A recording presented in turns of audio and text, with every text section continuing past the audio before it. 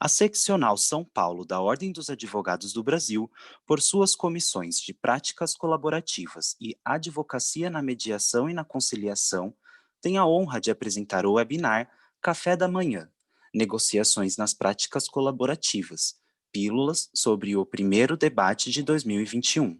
Evento promovido pelas referidas comissões, com apoio da Comissão de Cultura e Eventos da OAB São Paulo.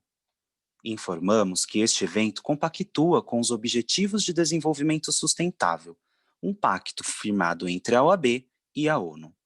Com a palavra, senhoras e senhores, a nossa ilustre doutora Mônica Ribeiro de Andrade Gama, presidente da Comissão de Práticas Colaborativas da OAB São Paulo.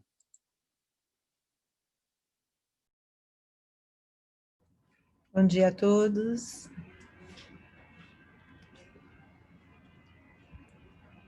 Mais uma vez, feliz de estar aqui com todos. Vocês estão me ouvindo bem? Se tiverem com algum problema, escuta, me avisem. Feliz demais de estar aqui com todo mundo, encerrando esse ano de 2020, que, apesar de bastante tumultuado e difícil, foi um ano também com muitas conquistas, principalmente para nós da área de soluções consensuais de conflitos, praticamente nosso primeiro ano mais produtivo dentro dessa gestão da OAB, né, Ana? Então, nada melhor do que encerrar esse ano com um evento conjunto, no meu ponto de vista, com as comissões que mais andaram de mãos dadas, com a comissão que mais nos apoiou, com os colegas que mais estiveram do nosso lado e mais apoiaram o nosso trabalho. E com a comissão que eu acho que, na verdade, tem mais afinidade e afinidade mesmo com o nosso tema, né, com as práticas colaborativas. Fiz questão de trazer a Ana e o Zé para conversar com vocês um pouco. Acabamos de fazer um curso em conjunto pela Auge, empresa da Ana, que se denominou Desvendando Harvard, e foi realmente, para mim, foi desvendar mesmo todas as técnicas de negociação, todas as técnicas de mediação, e de onde surgiram, como foram, foi muito legal, assim, ver o nascimento de como é que nasceu e de como se desenvolveu e como se pensou, em que contexto, inclusive histórico e etc., a negociação, principalmente a negociação que a gente chama de negociação de Harvard, que é a negociação baseada em interesses. Então, foi muito rico, muito interessante. E aí veio a ideia, porque em alguns momentos, nesses livros que a gente fez uma coisa audaz, né? Eu lembro que eu conversei com a Ana e falei, Ana, eu quero muito fazer esse curso. Ela falou, Mônica, você está fazendo muita coisa já, será que dá tempo? E realmente, eu estou aqui, né, na OAB, com minhas outras questões de trabalho e fazendo pós-graduação em Direito Sistêmico, né, e aí vem os nossos colegas de Sistêmico aí no meio, que também são nossos parceirões, né, nessa empreitada aí de soluções consensuais. E eu realmente estava num momento que eu falei, será, né, que é o momento, mas algum chamado me veio e eu falei, não, Ana, eu quero estar nesse curso, que eu acho que isso vai me acrescentar muito.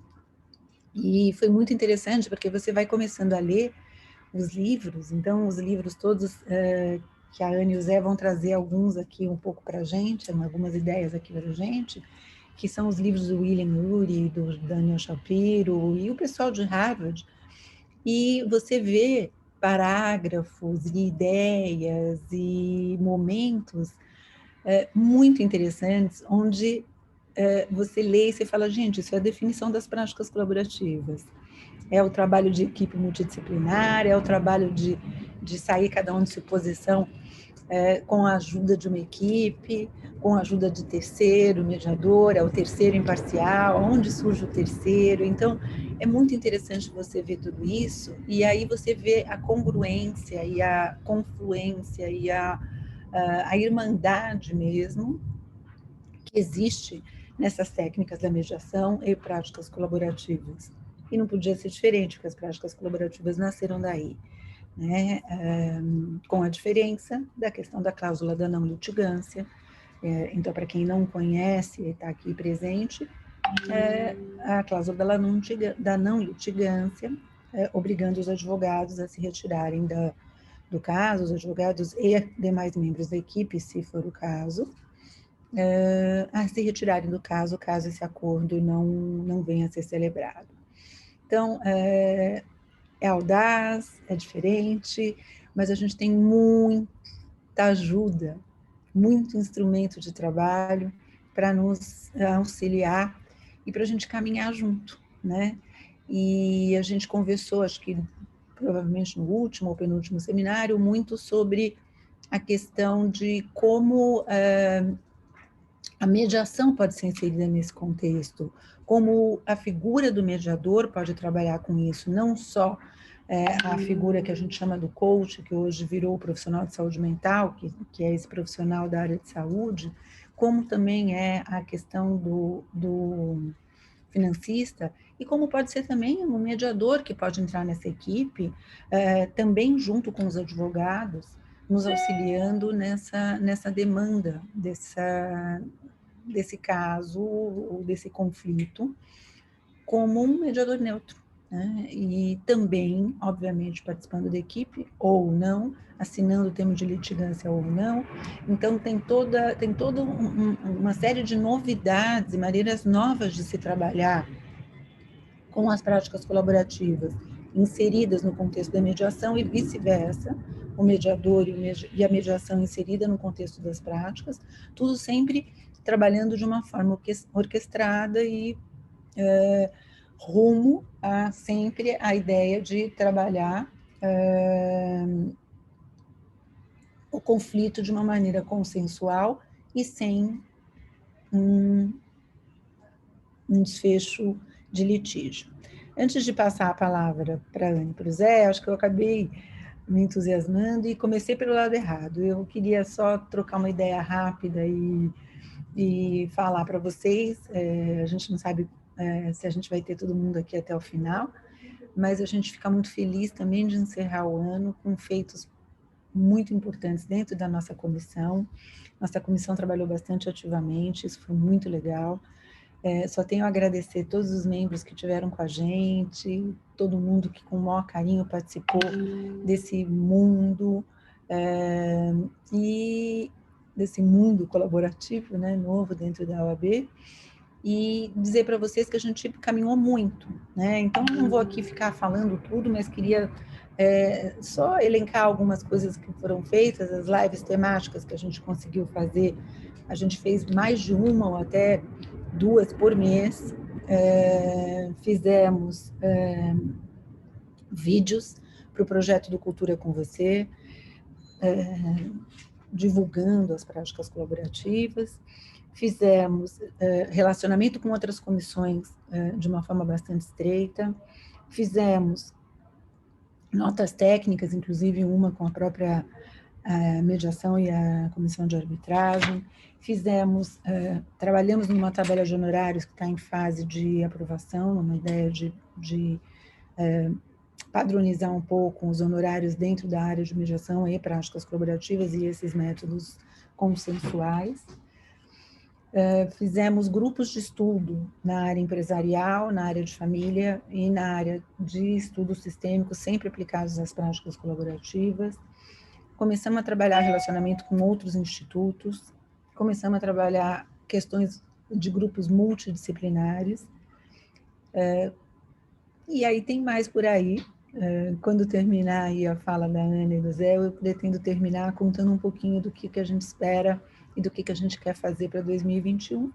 E o nosso principal projeto, que eu não podia deixar de falar, que eu acho que foi assim, a cereja do bolo, e para a gente foi um projeto assim, muito legal, muito gostoso, que a gente faz em conjunto com o Zé e com a Ana, que é o Rodas de Mediação e Colaboração, que cumpre, acho que, várias funções. Não só a função da gente integrar as nossas comissões, como a função de trazer novas comissões para conhecer o nosso trabalho, tanto de mediação quanto de colaboração, e nisso a gente pega uma carona total na área da Ana, que já é forte conhecida, e no prestígio da Ana, que é inenarrável, e a gente vai em frente, pegando essa carona e mostrando as práticas colaborativas para um público extremamente importante, para um público que são nomes fortes da área de mediação, da área de processo civil, a gente consegue chamar todas as outras comissões de ensino jurídico, todas as comissões que a gente tem que galgar ainda ideias e precisa do apoio deles para a gente fazer com que as práticas colaborativas se tornem uma realidade não só no mercado de trabalho, que ainda está engatinhando, como também comece a fazer parte do dia a dia dos nossos estudantes, dos nossos universitários, dos nossos jovens, que precisam entender que existem outros caminhos, e não só o litígio e o contencioso para resolver os seus conflitos. Então, eu acho que a gente tem um caminho bastante forte aí trilhado, e terminamos aqui a semana passada com um grande happening, que foi o lançamento da nossa cartilha, que a OAB chamou de e-book, com o beabá do que são as práticas colaborativas. Essa cartilha, achei que, modéstia à parte da nossa comissão, ficou muito bonita, ficou muito instrutiva e ficou bastante, right to the point, quer dizer, você vai, explica que veio, explica o que são as práticas, de uma maneira gostosa e bonita, e eu só tenho a agradecer muito a toda a equipe que trabalhou com a gente nessa cartilha, Sandra, Edith, Célia, Sandra Bayer, que é uma grande companheira, Dora, Monique, Maria Gouveia, minha querida Júlia, que está aqui comigo hoje. Então, a gente tem aí muito a comemorar. E a cartilha está aí disponível dentro das mídias da OAB. E é isso. Então, sem mais delongas, eu queria apresentar agora a vocês quem são as estrelas de hoje, que vão falar um pouquinho, mas eles não vão contar tudo, não. Eles vão só dar umas pinceladas e a gente vai ter mais deles com a gente o ano que vem. No início do ano, a gente pretende também abrir com um debate falando de novo sobre negociação baseada em interesses, como chegar ao sim com as práticas colaborativas, né, Zé? E, assim, é muito gostoso encerrar o ano com pessoas tão queridas como você e a Ana, Zé. Então, sem mais delongas, José Antônio Mangini Júnior, ele é advogado formado pela PUC, além da advocacia já atuou, como eu, em outras áreas da comunicação, jornalismo, TV, cinema, mediador privado certificado pelo CFML e é secretário-geral da Comissão de Advocacia na Mediação. Pós-graduado em métodos de resolução de conflitos pela ESA, OAB e SP, e recém-certificado, com muito gosto, em práticas colaborativas na 19ª capacitação.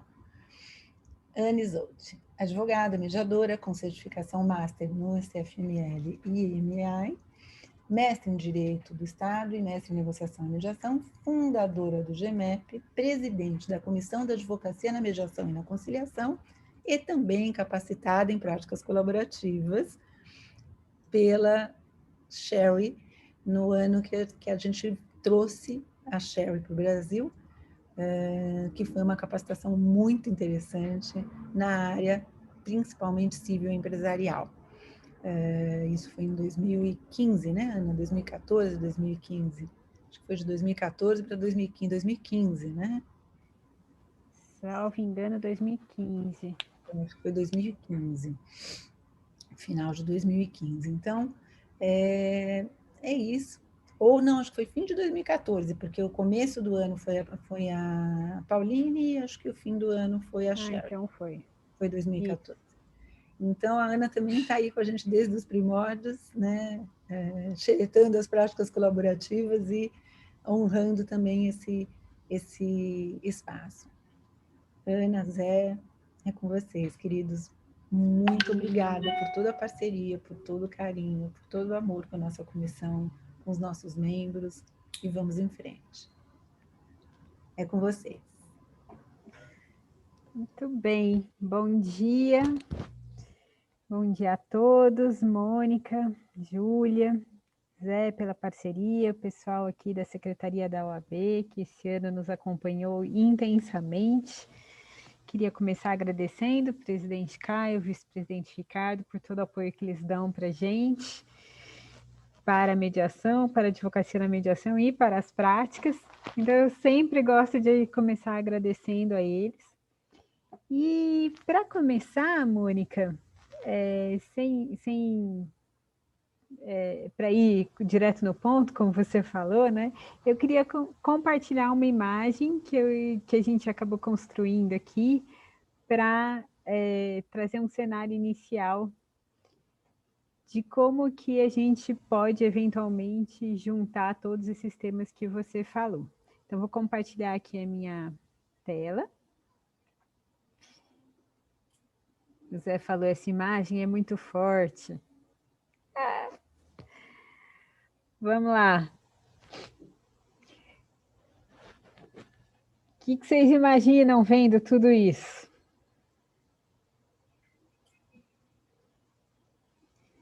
Como é que é a sensação de olhar para essa cena?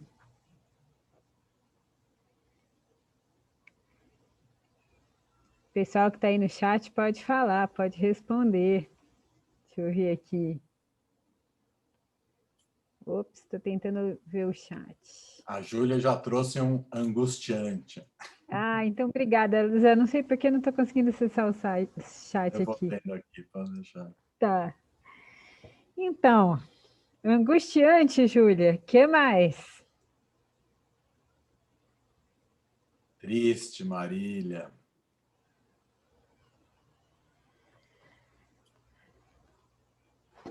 Mas é para isso que nós podemos usar ou devemos usar as práticas, certo?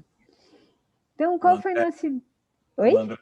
O André trouxe que retrata muitas realidades, a Marília Oliveira Teles trouxe que é lamentável, é triste, a Helena possibilidades, a Cris Andreotti triste, lamentável, a criança ficar no meio dessa situação, a Adriana Rocha sofrimento, André muita tristeza. Que legal. Eu falei ontem para a Ana e dava vontade de ajudar essa cena, né? E me parece que essa é a proposta das práticas colaborativas, ajudar pessoas que estão nesse contexto, principalmente da família, em situações como essa. O Zé falou, Ana, essa imagem é muito forte, mas para mim é um pouco mostrar a vida como ela é.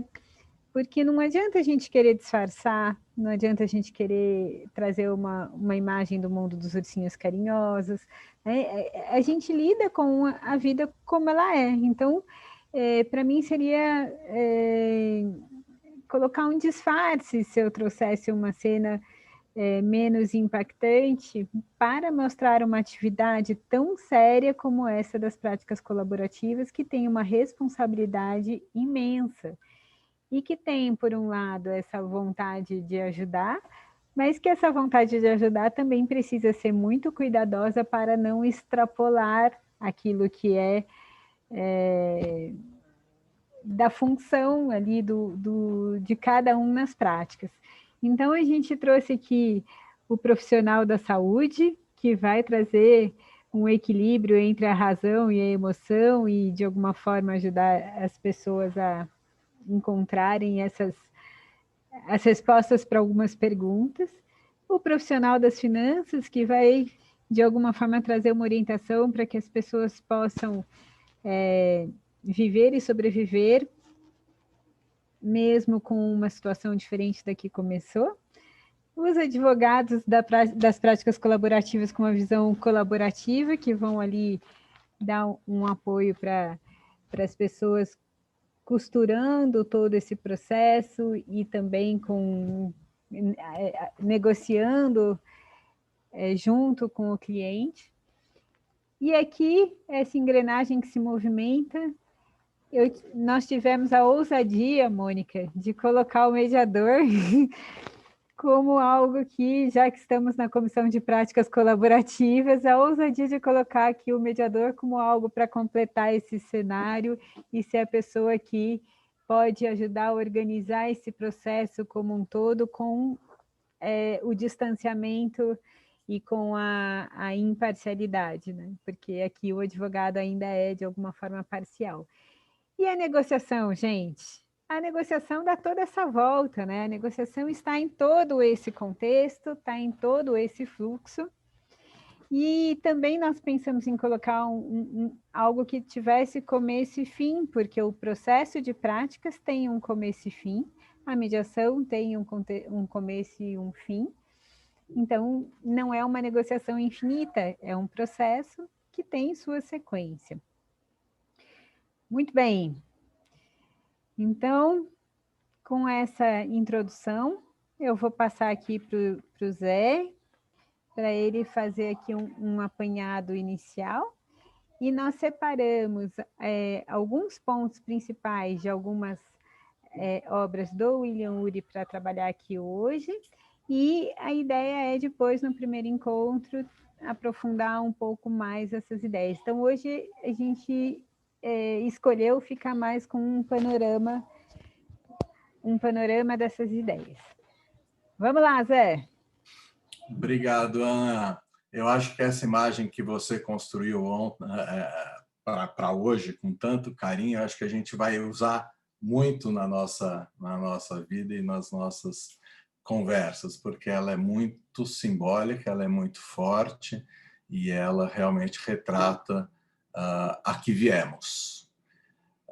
Antes de qualquer coisa, Mônica, um grande prazer estar aqui. Júlia, você sabe a alegria de fazer as coisas junto com vocês. E a alegria maior ainda foi esse ano todo a gente trabalhar junto, né? E eu ter a oportunidade a gente ter a oportunidade de se conhecer melhor e ficar junto de pessoas tão adoráveis e tão bacanas.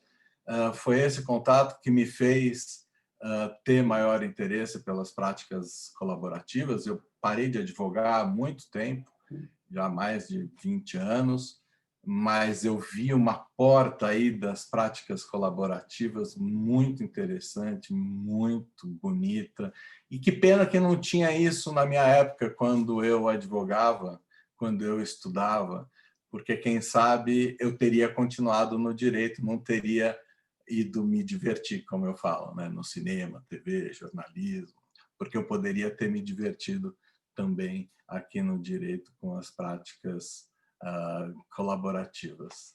Então, é um grande prazer, é uma honra ter sido formado também em práticas colaborativas e é uma delícia estar aqui com vocês.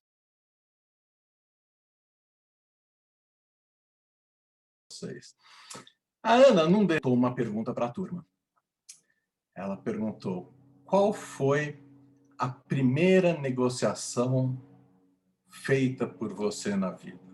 Na sua infância lá. Você lembra de você negociando na sua infância?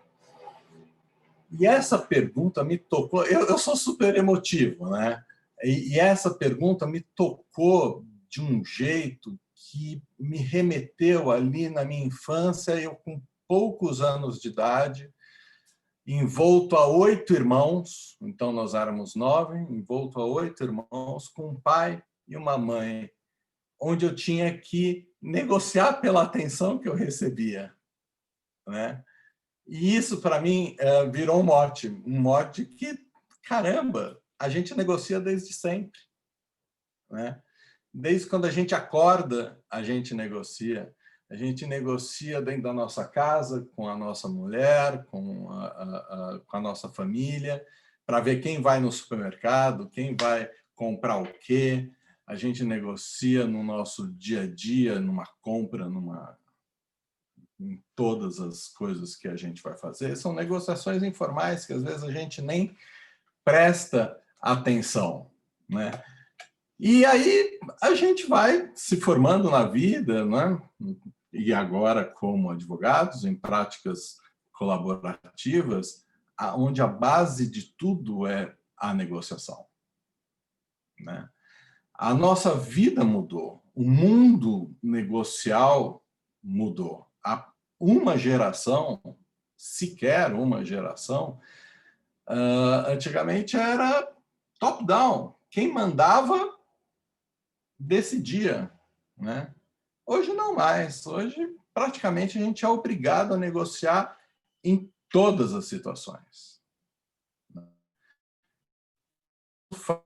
Do lado, assumir um outro papel na função dele, que é o papel desse entendedor, desse instrumento do que o cliente deseja, do que o cliente precisa, de qual é o real interesse do cliente e como vamos resolver isso. De que melhor maneira resolver isso? E aí se apresenta as práticas colaborativas como uma maneira extrajudicial, consensual, colaborativa, transparente, não litigante, multidisciplinar. E isso é muito bacana, quem sabe seja o caminho de resolução de conflitos, acho que mais moderno, mais interessante por ser colaborativo e estar de acordo com os movimentos das pessoas e dos profissionais hoje em dia. E aí, dentro de toda essa história de negociação, a gente fica falando, não, eu vou negociar, eu vou fazer, eu vou não sei o quê, mas o quanto de fato a gente conhece de negociação? O quanto de fato a gente se dedicou, como profissionais mesmo, a estudar, a se aprofundar nas técnicas de negociação? Não só aquelas vindas de Harvard, de todas, mas estamos falando hoje aqui, vamos falar um pouco das técnicas vindas de Harvard, da turma de Harvard, como a Mônica falou. Então, vamos lá, uma pergunta. Quem leu Como Chegar ao Sim, do William Ury, Roger Fisher e Bruce Patton? Eu, a Júlia, você eu sei que leu, que eu estava junto. E quem leu 8 vezes, né, Zé? Não basta ler. A Ana, por exemplo, ela afirma que já leu 8 vezes. Eu li 2, 3. Eu já li mais de 8. Ó, já tem vários. Esse ano eu já li mais de 8. Ó, a Marília 3 vezes, a Rebeca 2. Muito bom, estamos no bom caminho. E os outros livros de Harvard? Porque o Como Chegar ao Sim é assim, é uma pequena introdução. A Miriam Bobrov 3 vezes. O Como Chegar ao Sim é uma pequena introdução. E aí os caras de Harvard, que depois a gente vai falar todos os nomes deles, eles foram se aprofundando. Os temas, eles foram pensando do Como Chegar ao Sim, os temas, e foram se aprofundando e justificando. E mais do que isso, eles foram pegando a gente, os leitores, os estudiosos, as pessoas que se interessam, pela mão e foram dando os caminhos. Alguns livros até com planilhas, com coisas absolutamente didáticas, passo a passo. Então, bacana. Acho que o Como Chegar ao Sim, literatura básica. Beleza. Temos que ler mais de uma vez. Quem sabe não 8, 10, que nem a Ana. Mas todos os outros, né, a gente também tem que se aprofundar se a gente quiser exercer o nosso ofício de uma maneira completa. E aí eu falo nosso ofício, quer o advogado nas práticas colaborativas, quer o mediador na mediação, ou qualquer outro facilitador, né? Por quê? Porque a negociação é a base. Nas práticas colaborativas, a função do advogado é negociar, além de entender os interesses reais, os objetivos claramente do cliente, é negociar. Né? O mediador também. A mediação pode ser entendida como uma negociação assistida, que tem um processo. E o mediador é o zelador desse processo. Aí, a Adriana já lançando aqui, eu adoro o poder do não positivo. E a Marília e vários outros, mas os outros 7, só uma vez cada. Depois, é mais ou menos isso. Eu queria aproveitar essas pessoas que já leram 1, 2, 3 vezes, eu queria que elas nos contassem o que para elas, em poucas palavras, aí de repente no próprio chat, o que para elas foi o mais marcante do Como Chegar ao Sim. Boa, porque daí nós vamos falar um pouquinho do livro do Como Chegar ao Sim para lembrar. Né? Então vamos lá. Podem dizer. Vocês lembram aí desses? O que marcou? O que marcou?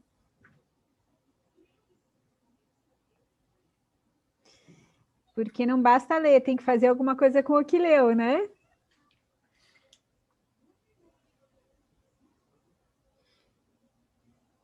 Separar as pessoas do problema, Alê Simões aqui presente. Grande, Alê. O Alê leu umas 12 vezes. Acho que mais que você. Objetivar o problema, com o Paulo. Facilidade com que expõe o método. Marília, para mim, a forma como ele expõe o método é o que mais me chama a atenção, porque eu demorei muito tempo para entender o método inteiro. Eu acho que as primeiras vezes que eu li, eu entendi algumas partes do método. Então, eu acho interessante essa história do método, né? Ele tem um índice, tem uma forma de separação dos assuntos, mas... Ana, depois de ler 5, 6, agora eu já não lembro mais, entendeu? Porque eu já vi Como Chegar ao Sim. Bagunçou, né? Já foi um mix na minha cabeça, entendeu? O Go to the Balcony, o Vá para o Balcão, é desse, não? Então, também. É também, mas ele se aprofunda mais no supério, não. Agora... Para mim, o Go to the Balcony é o que eu estou tentando fazer na minha vida o dia inteiro, todos os dias. Tá difícil. Go to the Balcony, construir a ponte dourada. Peraí, Zé, nós estamos ainda aqui vendo o que Calma, a gente ainda está tentando ver o povo... Foco no interesse, não na posição. Identificar os princípios. Suave com as pessoas, duro com os problemas. Boa. A pessoa do problema. Estudando, depois fica faltando a subjetividade, e aí os demais vêm incluindo o sujeito. Será, Marília, que fica faltando o sujeito? O principal foi transformar o não em sim, isso é bem bacana. Ir para o balcão já está um pouco mais para o próximo, mas também tem aqui no Como Chegar ao Sim. Foco em interesses. Opções de ganhos mútuos, isso aqui é bem central. Critérios objetivos. Ops, agora me perdi aqui, que meu chat voltou para o início. Estabelecer critérios objetivos e separar pessoas do problema. É o mais utilizado na vida profissional. Como chegar à pauta muito na objetividade. Sim, mas eu acho que aí, Marília, é uma crítica muito comum que as pessoas trazem, né, para o Como Chegar ao Sim, que é mais ênfase na objetividade que na subjetividade. E ela vem aprofundada depois. Bacana. E aí, Zé?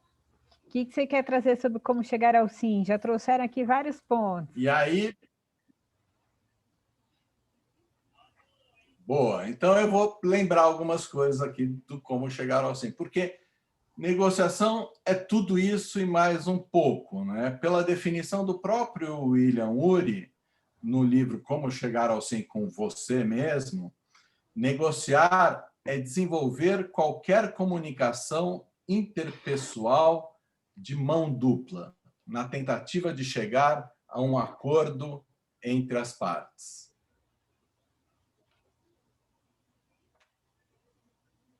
Eu travei? Não, não travou. Essa definição está no Como Chegar ao Sim também.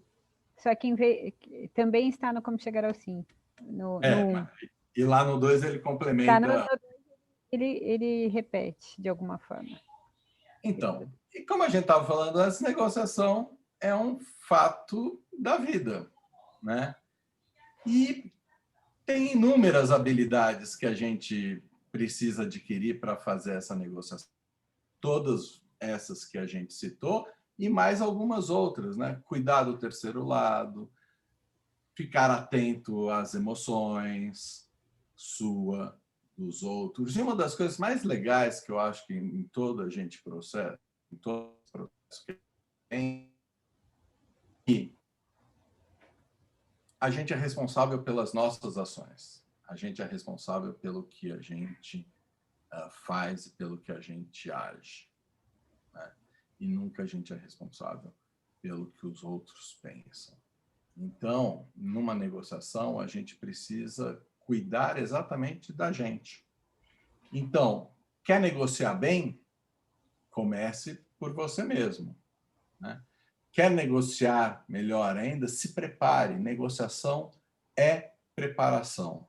Cada negociação ela é diferente e a gente pode aprender com cada negociação que a gente faz. E eu acho que para negociar bem, agora já entrando no como chegar ao sim, para negociar bem, eu acho que isso também me trouxe com a mediação. É necessário que a gente vire uma chave interna no entendimento das nossas funções, como advogado nas práticas colaborativas, como negociador e como um mediador numa mediação. Passando a compreender tudo isso de uma maneira diferente, mais ampla e, ao mesmo tempo, muito mais profunda.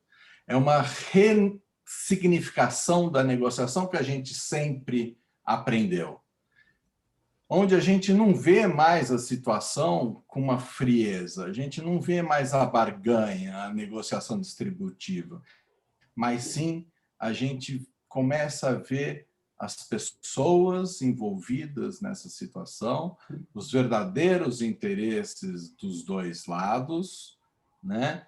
E a partir de um legítimo autoconhecimento e um reconhecimento do outro com respeito, né? Respeito, inclusão, né? A gente passa a construir esse consenso para atender todas as necessidades. E isso, acho que é só o começo, né?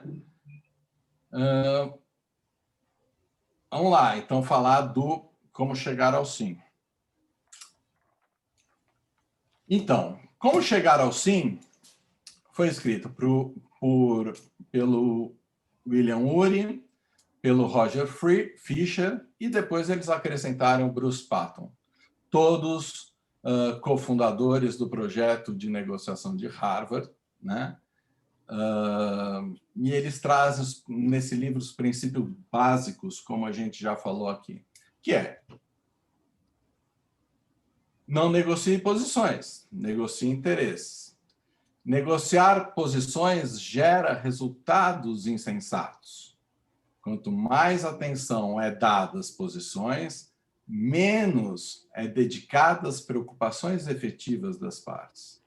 Quando se negocia posições, as partes se fecham nessas posições e não evoluem para lugar nenhum. Consequentemente, se reduz a chance de um acordo que concilie de forma sensata os reais os legítimos interesses.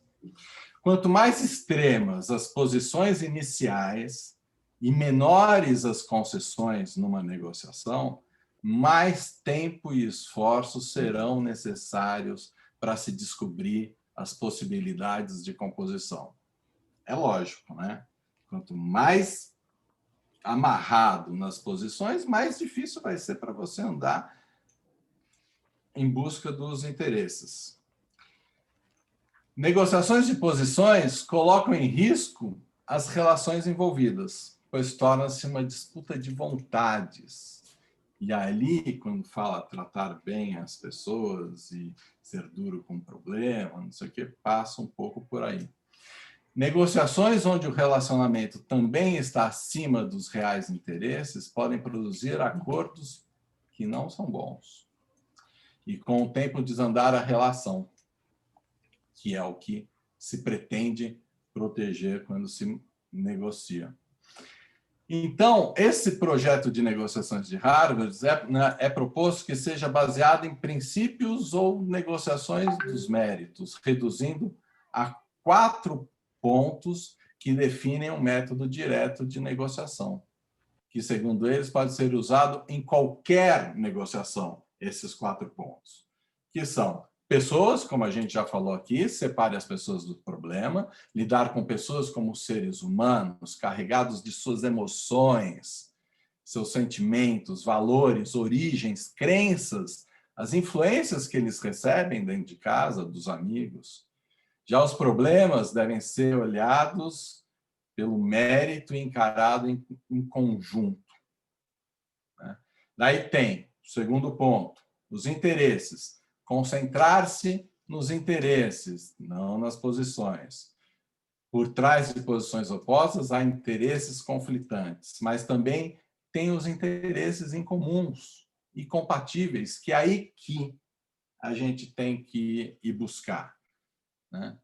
Os interesses são necessidades a serem atendidas. Ok? Terceiro ponto, as opções.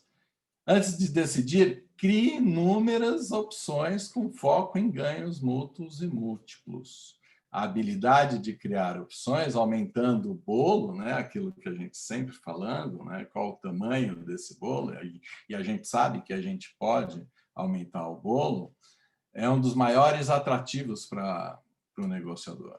E aí, como se faz isso? Com aquele velho brainstorm e com todas as técnicas de brainstorm que devem ser levadas a sério, essas técnicas e essas etapas do brainstorm. E que, como a Adriana, que é do interior, fala, é toró de palpite, toró de ideias, né? E, por último, os critérios. Insista em ter critérios, né? Para não ser um achismo, para não ser pessoal. Né? Então, esses resultados têm que se basear em critérios. Quanto mais critérios de imparcialidade, eficiência, mérito científico, melhor vai ser o resultado.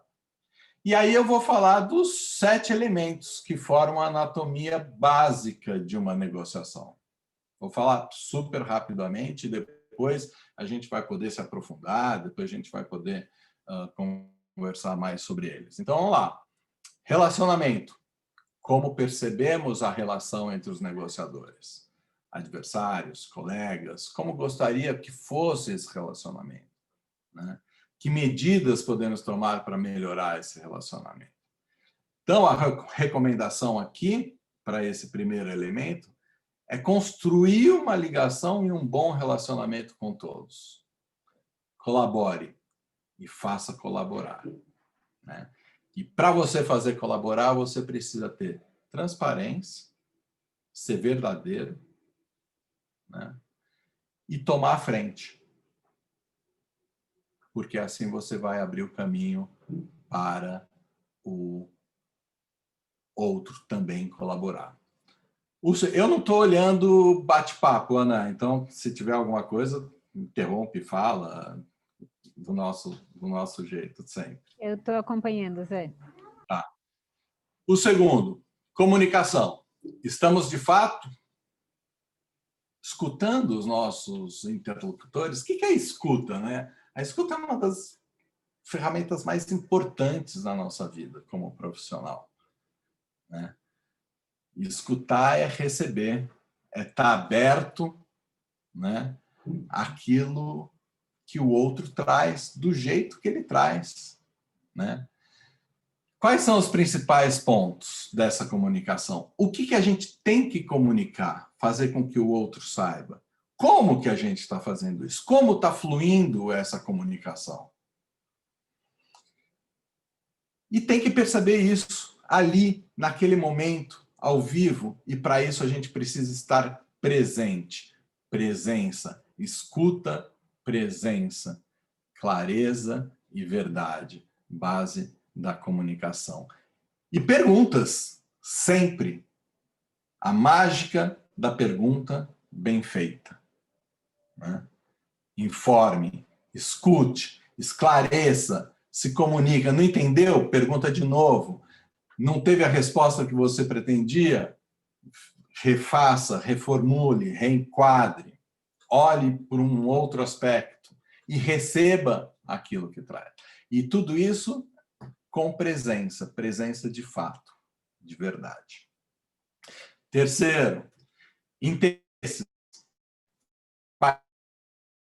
Quais são, em ordem de importância, os interesses de cada um dos envolvidos? Quais são compatíveis?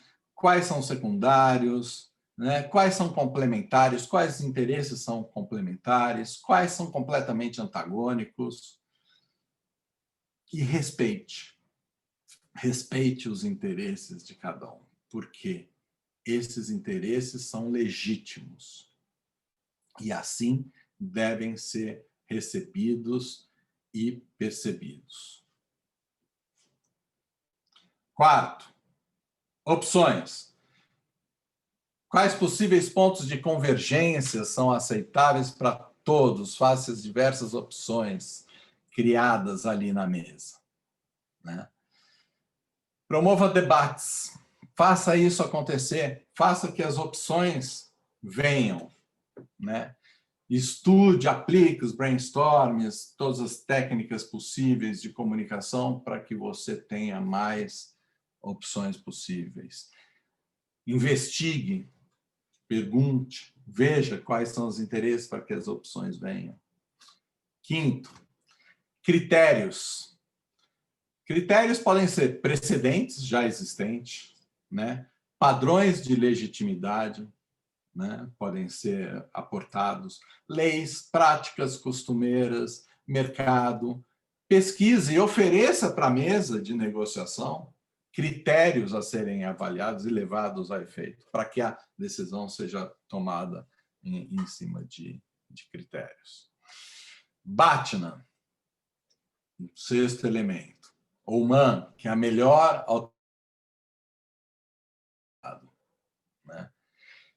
Então, se não for fechado um acordo, qual que é a sua alternativa? E você vai estar cada vez mais forte numa negociação, quanto melhor for a sua alternativa fora da mesa. Porque se você tem uma boa alternativa fora da mesa, você vai estar mais bem colocado na negociação. Então, analise todas as alternativas possíveis de ambos os lados. Investigue qual é a alternativa do outro lado. Qual que é a melhor alternativa dele? O que ele fará se ele não fechar um acordo aqui? Vai ser melhor do que aquilo que se propõe na mesa? Vai ser pior? Como você segura? Como que você traz ele?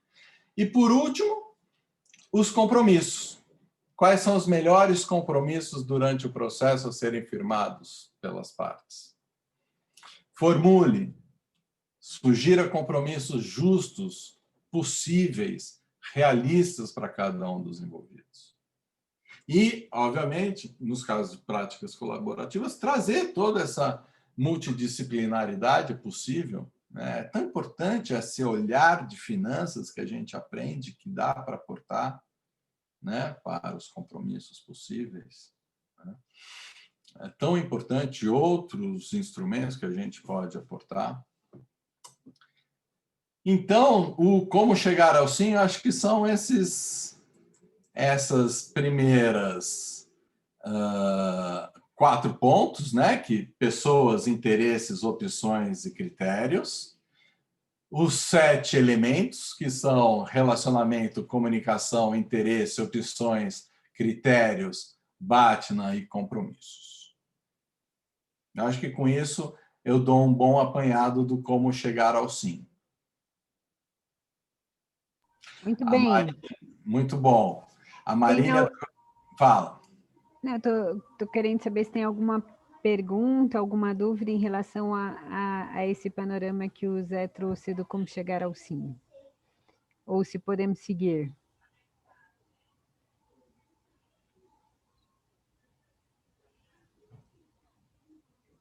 Eu acho que podemos seguir. Podemos seguir. Então, pronto. É interessante nesse... Eu acho... Pode falar, Zé.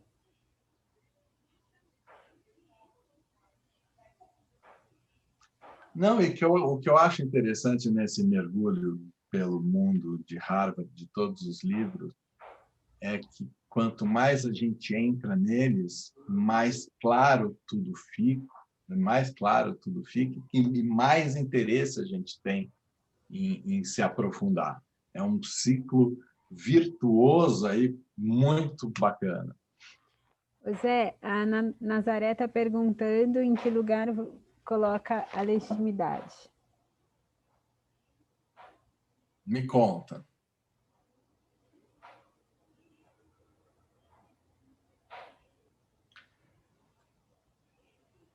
A legitimidade no sentido de ser legítimo o pleito, eu acho que é parte dos interesses ali.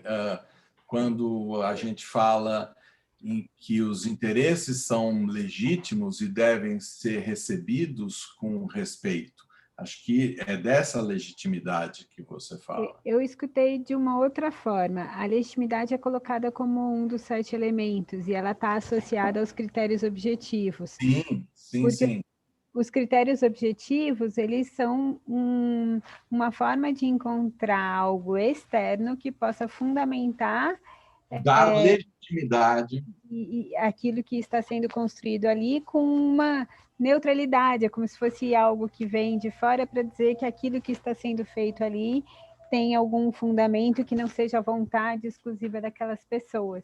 Então, me parece que ele encaixa, a legitimidade encaixa aí nos critérios objetivos. Nazaré, confirma se era essa a sua dúvida e se ficou... E tem também o olhar de ser legítimo o interesse do outro numa negociação. Sim, isso também, mas aí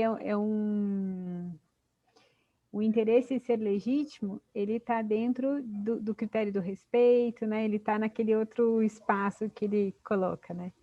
Mas vamos lá, gente.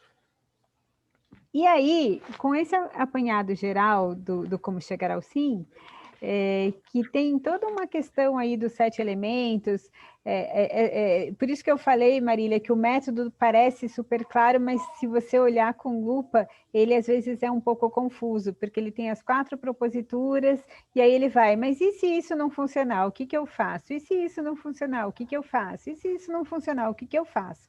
E no fundo tudo isso se integra nos tais 7 elementos, que só vão ficar mais claros mais para frente em outras obras. Então, por isso, Nazaré, que às vezes fica um pouco essa confusão de onde encaixar cada coisa, porque tem essa questão da organização. E até no prefácio tem algo sobre isso, da última versão aqui no Brasil. E aí a gente vai para o Supério Não.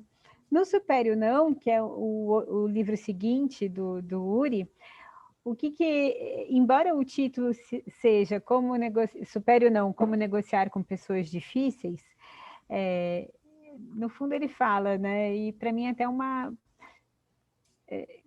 quem são as pessoas difíceis? Quando a gente coloca pessoas difíceis, isso também traz um pouco um julgamento sobre as pessoas. Então, eu não sei se essa frase que está aqui colocada expressa bem o que está dentro do livro, porque me parece que não é bem isso que ele quer dizer. Ele diz, é possível negociar com as pessoas e cada um tem, às vezes, um ponto onde fica mais estacionado. Então, como é que a gente supera esses obstáculos onde as pessoas estão mais estacionadas, né? Então, ele tem 5 passos para superar esse não, né? Superar esses obstáculos ao sim. Então, o primeiro que ele fala é para não reagir. É interessante a linguagem que eles usam, que ela é toda no imperativo, né? Não reaja, não discuta, não rejeite, não force, não intimide. Então, ela é toda no imperativo e toda no negativo. Então, também é algo que a gente depois pode pensar um pouco sobre isso. Mas aí ele vai traduzindo e vai como que fazendo um caminho para você sair desse negativo e dessas ordens para ir para uma reformulação ou uma explicação do que ele quer dizer com isso. Então, não reaja. O que ele... Aí que ele traz, Mônica, o suba no camarote com bastante clareza, né? Então, primeiro precisamos cuidar da nossa reação para depois cuidar da reação do outro, porque conforme a nossa reação, a gente escala o conflito ao invés de dar uma resposta adequada ao conflito. Então, se nós estamos emocionalmente muito alterados, se aquele tema é um tema crucial na nossa vida, não reaja. Vai para um lugar onde você possa esfriar a cabeça, pensar um pouco, pede 5 minutos de intervalo. Aqui podem ser muitas situações diferentes. Aí, o segundo ponto é, não discuta. Olhe para a emoção do outro. Passe para o lado do oponente. A tradução até é uma tradução que fala em oponente, né? Então, olhe para o outro lado, entenda as emoções dele e a partir das emoções dele, aí sim você vai entender qual é o ponto importante. E aí você consegue trabalhar, porque só olhando para as emoções é que você vai alcançar os interesses, porque as emoções escondem os interesses. Então, para mim, aqui está a preciosidade desse livro, quando ele vem com essa sacada, desdobra o que estava colocado como emoções ou como interesses no primeiro livro e fala, as emoções escondem os interesses. Então, se a gente identifica as emoções, a gente consegue ter aí uma pista do que realmente motiva aquelas pessoas. Bom, identificado então os interesses, não rejeite, mude a perspectiva. Então, ressignifique a posição do outro, ao invés de rejeitar. Toda vez que a gente rejeita algo, parece que isso volta com mais força. Acolhe e começa a olhar de diferentes ângulos e trabalhar em si próprio como olhar para aquilo a partir da empatia, do olhar do outro e conseguir, então, através desse outro olhar, mudar a perspectiva do conflito como um todo e mudar também a perspectiva de como você está vendo o outro, porque assim você fica com uma cena mais ampla. E aí, o próximo, não force. Isso para mim é muito interessante, principalmente pensando na mediação, né? A gente não pode forçar as pessoas a fazerem algo que elas não querem, porque a voluntariedade é o nosso grau máximo. Esse é um livro de negociação, não é um livro de mediação, mas se a gente for transportar isso para mediação, a gente tem o respeito à voluntariedade, à vontade das pessoas. Então, para nós é inconcebível pensar em forçar. Mas quando a gente pensa em algumas mediações também, onde se coloca um pouco mais de pressão, onde se requer, as pessoas pedem uma avaliação, talvez a gente possa entender esse não force. E aqui ele fala, não force, né? Crie uma ponte que seja interessante para o outro lado, para que possa, então, ter esse contentamento com os dois lados. Então, ao invés de você forçar, construa um espaço que o outro possa chegar até você e te acessar, assim como você também possa chegar até o outro e acessá-lo. Então, isso é muito interessante quando a gente olha para isso, né? E, por fim, não intimidar, né? Que também, para mediação, intimidar seria uma infração ética gravíssima. E até quando a gente vê no nosso Código de Processo Civil sobre a conciliação, que é vedada a intimidação, que quando saiu isso, para mim, foi um pouco chocante, depois, olhando para a prática, a gente começa a perceber que isso pode fazer sentido. Então, não intimide. Use o poder para influenciar o outro de forma positiva e educar no sentido de instruir com aquilo que está de acordo com o viés colaborativo que é proposto nesse tipo de negociação. Então, mostre como é possível o ganha-ganha. Mostre como é possível o ganha-ganha-ganha, né? Mostre como é possível, dentro da colaboração, chegar a resultados de ganho mútuo. Então, aqui, me parece que é onde ele vai trabalhar um pouco essa coisa do viés pedagógico que pode ser utilizado e que de alguma forma trabalha um pouco a questão da autoestima, trabalha um pouco a imagem que cada um tem de si, trabalha um pouco como conseguir também encontrar uma saída que faça sentido, né? E aí, de alguma forma, mudar a dinâmica também de futuros conflitos. Então, para mim, aqui é bem interessante pensar em tudo isso.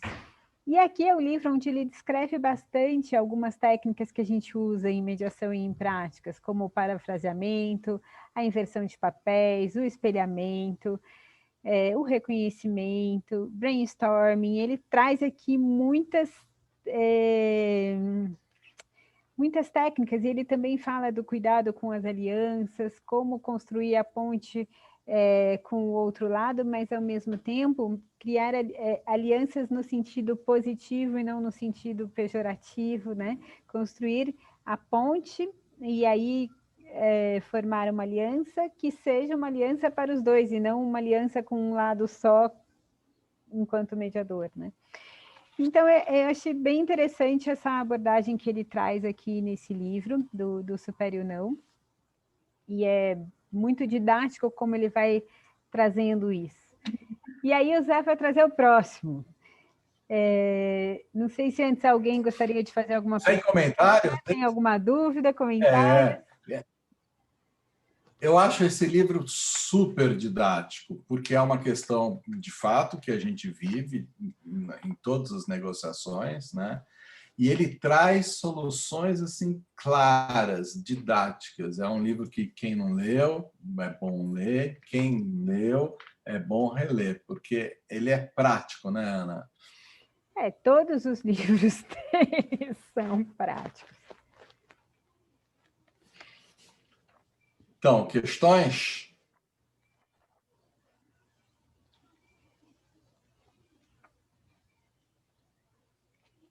A Edileuza está falando que está finalizando o estágio, e esses são super enriquecedores, são mesmo.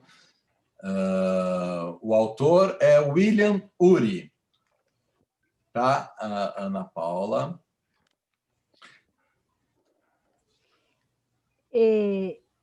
Zé, o que eu mais gosto desse livro é que aqui é o livro onde ele coloca de forma muito clara o termo resolução conjunta de problemas e tornar o adversário como um parceiro. Então, essa é a virada que ele propõe aqui de forma muito clara. Muito claro. Eu gosto demais dessa frase que ele coloca, né? Como podemos lidar de forma a resolver conjuntamente os problemas. E ao invés de olhar para o outro como um adversário, trazer esse adversário para se tornar um parceiro. E isso tem tudo a ver com as práticas colaborativas, porque super. No fundo esse é o trabalhar junto que é proposto, né? E como a Lu Greenberg traz aqui, focar no andamento e não no fim, né? Estar presente ali, de verdade, com o coração aberto. Então vamos ao próximo. Então vamos ao próximo, que eu gosto muito. É o poder do não positivo. Como a gente falou no começo, a gente escolheu 4 livros do William Ury, que foram apresentados em ordem cronológica, até para a gente entender a própria evolução do caminho deles, né?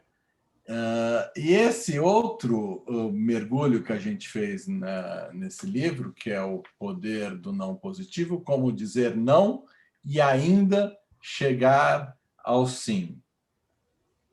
Também somente de autoria do William Ury, e nele nos encontramos com uma arte, né, de dizer um não positivo em todas as áreas de nossas vidas e nossas negociações, tanto nas cotidianas, como fazer um regime, como nas nossas negociações profissionais. É difícil imaginar isso, né? Como dizer não e ainda chegar ao sim. E esse livro desmistifica isso de uma maneira muito legal. Tipo, falando que um não tem tanta importância quanto um sim. E, na verdade, é uma pré-condição para um sim. Positivo Congelei. equilibra o poder e relacionamento em prol dos interesses e a chave para o não positivo é o respeito. Né? Respeito a quem? Respeito a você mesmo, respeito ao outro e respeito à situação colocada. Né? Então, vamos lá. Um não tem tanta importância quanto o sim. Na verdade, é isso que eu falei, é a pré-condição para um sim eficiente. O não positivo, então, esse poder do não positivo e este não positivo, ele é composto por 2 sims e um não. Vamos comparar com uma árvore, a comparação que ele traz no livro, né? Uma árvore frondosa. A Lu até fez uma coisa super bonita lá para a gente no curso de uma árvore que ela, como é que chama? Costurou? Não, bordou, super linda. Então, vamos lá. O tronco, que é um firme, reto, grande, poderoso, né? É o não. As raízes de onde emerge esse tronco representam primeiro sim. Um sim para os interesses mais profundos que sustentam. E o outro sim, que está acima, né, é a copa. Com as suas folhas, frutos, né, aquele emaranhamento de tronquinhos, né, que te conduzem para um possível acordo ou relacionamento, sendo fruto do resultado daquilo que se pretende. Tronco é o sim, raiz... Não, tronco é o não. Não estou falando assim. Tronco é o não, raiz o primeiro sim, que são os seus interesses, e o segundo sim, a copa da árvore. Então, em uma negociação qualquer, ancore o seu não em um sim bem profundo, que vá de encontro aos interesses vitais. Um sim sem um não pode destruir uma satisfação pessoal, enquanto um não sem um sim pode destruir uma relação com outras pessoas. É sutil e é muito gostoso de olhar o não e o sim dessa forma. O sim é a palavra-chave para coletividade e para conexão, né? Sim, para conectividade, para conexão. O não para individualidade e proteção daquilo que você acha importante para você.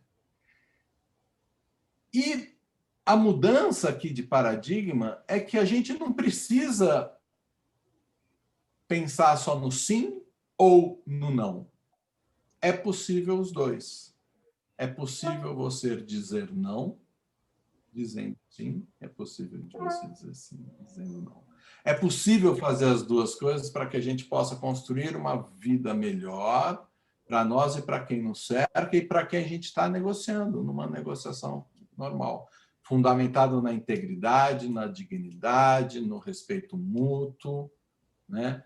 E aí, como eles são didáticos, né, o William Ury traz 3 etapas para a gente resolver isso. Etapa 1 é preparar e revelar o seu sim, né? Então, empoderando o seu não e respeitando o caminho para o sim. Então, não reagir movido a fortes emoções. Uma raiva cega, o medo paralisa, a culpa enfraquece. Se dê um tempo para observar de longe, o go to the balcony, né? Olha de longe, eu chamo de olhar plongé, que é no cinema aquela câmera de cima, que a gente olha a situação toda de cima, né?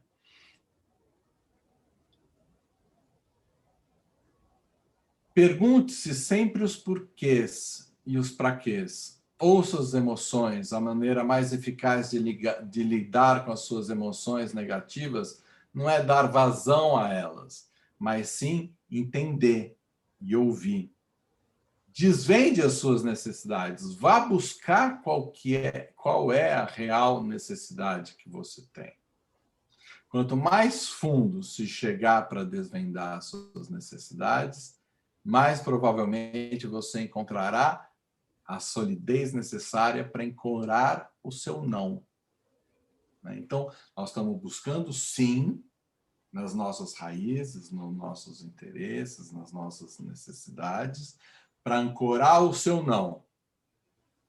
Identifique também, ele fala, naquilo que você quer proteger. Veja, reveja a situação, olhe por vários lados, de várias maneiras, né? Prepare-se para essa situação. Vá com uma cestinha com tudo que pode te ajudar nessa negociação. Confira o poder ao seu não, desenvolvendo o melhor plano B. Lembra que eu falei lá no primeiro livro, né? Pensando no Batman, né? Porque quanto mais forte ele tiver, né, melhor alternativa você vai ter e mais forte você vai poder ir para a sua negociação. Antecipe-se aos movimentos dos outros, estude a situação. Então, este é revelando o seu sim. Depois, numa segunda etapa, ele propõe a ação que é expressando o sim, impondo o não e propondo um novo sim. Para se chegar ao não, é preciso que você o prepare, afirmando o seu sim. Para isso é necessário se apegar aos fatos, usar assertividades, o eu, expondo os seus sentimentos e interesses. Este sim, invariavelmente, é uma expressão de valor. E o não está no meio desses dois sims, lembram? Não, tronco, sim. Raízes, sim. Né? E aí você irá para o seu sim abrindo uma porta, oferecendo uma saída honrosa e construindo a tal ponte dourada que eles chamam. Ao fazer de seu sim uma proposta, dê a outra a oportunidade de negar ou de embarcar nas opções em que todos saem ganhando, com resultados que hajam respeito àquela situação e a todos os negociadores. E, por fim, a etapa 3, que ele chama, né, é a estocada final, que sugere e demonstra que devemos permanecer fiel ao nosso sim. Relembrar o não para, enfim, negociar da melhor forma o sim.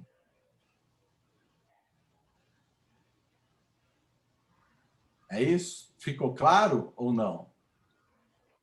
Ajuda, Ana. Zé, para mim, o que esse livro traz de muito interessante é dizer assim,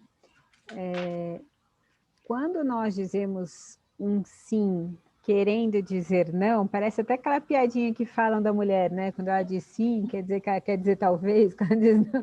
Mas quando a gente diz um sim, quando no fundo a gente quer dizer um não, tipo assim, ai, você gostaria de ir no meu aniversário e é naquele dia que para você não dá, é longe, não sei o que, e você fala aquele sim e você acaba indo, mas chega lá, você está pensando no que você ia fazer e não pôde fazer porque você está lá querendo agradar. Então, você faz esse sim em nome do relacionamento, mas você deixa de atender algo que para você tem um valor muito importante naquele momento. E aí você acaba pondo em risco o relacionamento porque você não está lá inteiro. Você está lá parcialmente, porque no fundo você não queria estar lá. Então, o que ele diz, em resumo, pelo menos no que eu entendi, é que é melhor dizer um não e justificar esse não com transparência e explicando que quando você diz o não para aquele aniversário, você está dizendo um sim para os teus valores ou para algo que naquele momento é mais importante para você. Então, você está dizendo um não para uma coisa e um sim para outra, né? E aí, com isso, você acaba também dizendo sim ao relacionamento, porque ao ser transparente e ao explicar as motivações, você fortalece o relacionamento. Então, no fundo, esse livro é o que fala bastante desse ponto do quanto é importante o relacionamento, e aí o relacionamento pautado no respeito e na confiança, ele traz muitos elementos da confiança e nos nossos valores. Então, é interessante que os livros eles vão se abrindo, né? Uma página do outro livro, um parágrafo do outro livro vira um livro inteiro. E eles vão se abrindo, vão tocando os mesmos temas, mas sempre com um pouquinho a mais, um pouquinho a mais, um pouquinho a mais. Então, para mim, o que fica muito é que o poder do não positivo é como dizer não para algo que, no fundo, se você fizesse, você não faria de peito aberto, né? E não faria totalmente confortável. Então, é melhor dizer esse não, mas explicando o porquê para dizer sim ao relacionamento e sim aos seus valores, que são o que ele coloca de algo maior neste caso.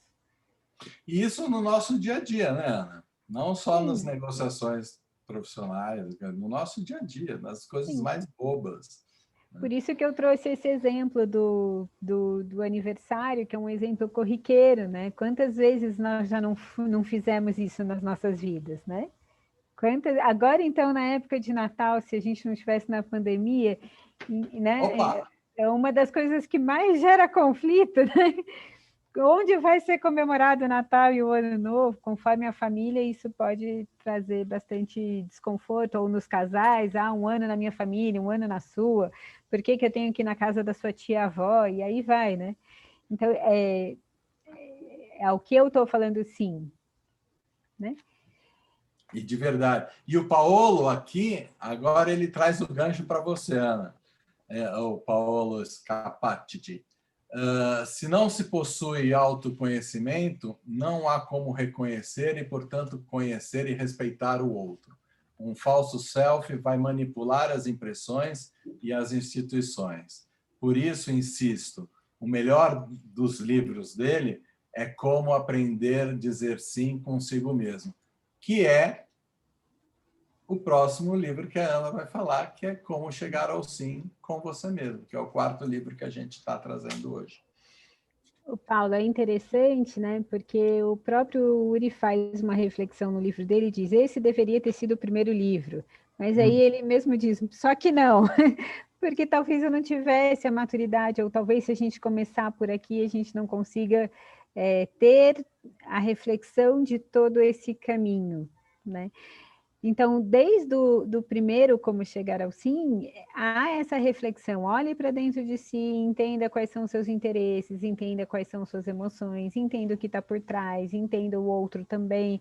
Então, isso tem, mas aí vai nesse crescente de qual é a profundidade. Então, se eu for pensar, né, quando a gente fala em posição e interesse, nós estamos num nível de superficialidade. Quando eles linkam os interesses às emoções, eu dou um passo. Quando a gente linka com esse autoconhecimento mais profundo dos valores, eu dou um outro passo. Então, os interesses, se a gente olhar para o todo, eles vão avançando, vamos dizer assim, em termos de profundidade, né? É bem, bem, bem interessante isso.